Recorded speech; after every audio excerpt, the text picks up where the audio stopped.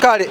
amawulire mangi agakyagenda mu ggwanga lya Uganda, but thank you so much for always watching and following me up. My name is the one, the King himself, King Smith, one of Celeb Jazz with the King. Continue subscribing, mongere okundagala avutu atutuwanga kino tushiteka ku level edako. Nenga amawulire gekwedde olunaku olwaliro ge mawulire ga mwana mulenzi amanyiddwa nga Fefe Busi, King of Freestyle. Oba kyali King of Freestyle wata kyali King simanyi omuvubuka ono yasomyako kodi Kampala yakulibwa Nankulabye kwegamba okuvayo kujja mu industry eno talina malamu myaka active na myaka 5 oba myaka 10 emyaka gye giri awo wakati w'emyaka 3 ku myaka 6 gye yakamala mu industry eno okulaba muno kale kati omanyi nyumirwa nnyo nga nkola n'abantu bakyali bange abakuwabulamuko naye nga Lillian Namutebi gwe yafunisa olubuto gwe yasanga wali mu bbala lya Casablanca erisangibwa ku Acacia Avenue yavuddeyo n'abotole ebyama bingi nnyo omuvubuka ono amanyiddwa nga King of Freestyle omuvubuka amanyiddwa nga Fefe Busi mujjukire muno olutalo lunnyo lubadde lugenda mu maaso wakati w'abavubuka bano abasatu oba abana okuli Gravity omutujju General Zamba ate ne mwana mulenzi amanyiddwa nga Navio naye olutalo luno nga lwetaaga okuba nga luyingiramu ko ba young blood Fefe Busi abadde alwewalamye Fefe Maker abadde alwebalamye n'abayimbi bano abato kozi bo balina eyaabwe gye bali bayita who is who okijjukira eyo challenge yaliwo rap battle ya who is who eyaabwe neggwa kati bana bakulu badde balekedde bamuzeeyi balwane ng'era kwe kwavudde n'omukulu amanyiddwa nga Gravity okuba nga afulumya akayimba ak'abanyabo akayimba kano yakutte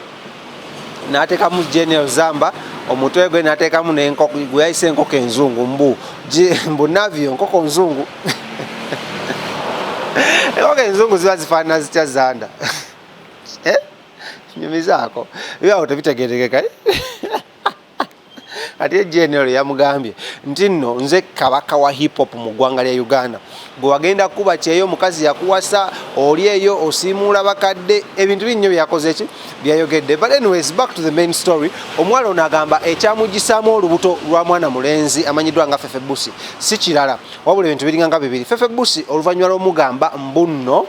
omuwala ono ali lubuto Fefe Busi yamugamba wow that is good omwana nalowooza nti Fefe Busi maybe agenda kulabirira olubuto luno kumbe Fefe Busi he didn't even have any plans of okulabirira olubuto luno olw'omwana muwala ono amanyiddwa nga Lillian Namutebi Lillian munenga olubuto lukula mwezi gumu myezi ebiri Fefe Busi bamugamba Fefe Busi ateekayo kasente wabula nga kyakola nga gye wa Lillian namugamba mwana leero yalazinkubye Lillian n'agenda wamamwe n'amusabayo eky'ekkumi n'akyetta n'akiwaani n'akiwa Fefe Busi kati mbunno Lillian ono n'akubira ku manager Fefe Busi mukulu amanyiddwa nga Arafat naye Arafat n'amugamba tujja kubira baatofaayo gwe kibeeremu bubeezi ensonga nezikwaki ensonga nezisigalawo kati munnange omuwala ono kyaddaki yavuddeyo n'abotula ebyama binnyo n'agamba amunnonze sinzi yapostinze ebintu ebyo kirabika loba mafia batayagaliza Fefe Busi music kugenda mu maaso FBM kugenda mu maaso bebavudde ne bapostinga ebintu ebyo waliwo someone hacked into my account n'apostinga era nze wenjogerera mbeera naki na muganda wange mulenzi kubanga mama wange yanyiigira oluvannyuma lw'okuvaayo nenkolaki nenfuna olubuto linafuna muntu atagenda kukolaki tagenda dulabirira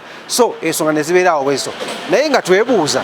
mafia ki eyagenze n'akwata n'ahakinga mu Facebook account y'omuwala ono n'akwata n'apostinga ebintu bino ebyaleese obuzibu ku FBM music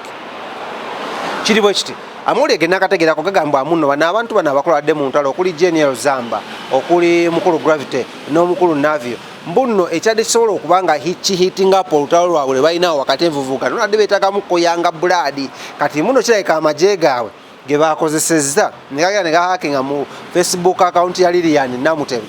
bwe gamala ogihakingamu ne gapostinga ebintu bino ne gayabya Fefe Busi Fefe Busi naye ayingira mu lutalo luno sokubeera engineer ndowooza mutegeera ba mafia kati ensonga bwezi weziba tukyakola olutalo luno naye nga ye Lillian yagisabye Fefe Busi amusonyiwe kubanga ye tayagalangako mulabisa wabula ekisinga omuluma nti olubuto lwe yalugjamu lwakuba Fefe Busi yali aganye okuvaayo okukolaki okululabirira so ensonga nyingi nnyo ezikyagenda mu maaso between Fefe Busi Lillian Namutebi n'ebya biniganta mwabitegeera kugamba abayimbi bagenda ne bakozesa abawala bano naye nga tebamanyi kikigenda kuba nga kiddiira so ensonga beesebweziri naye nga amanya nedowooza mu the one the King himself nja kuba nyongera obatuusako ebyama bingi nnyo ebikya developinga ku eno story bwe naaba mbitegedde omuwala ono gy'abeera nategeddeyo abeera na muganda we Fefe Busi ye akyabeera ne manager we era nga bano baali beewasaako okumala emyezi ebiri side zeri emakindye Fefe Busi gy'abeera naye Fefe Busi navaayo kwogera bwana bavuddeyo nayogera siyinja kuba nzija nkuleetera ebirala bingi nnyo tewerabira ku subscribinga ku mukutu gwange gumanyiddwa nga Celeb Jazz with King Smith nga tosharinga ne video eno egende wala nnyo I love you so much bye bye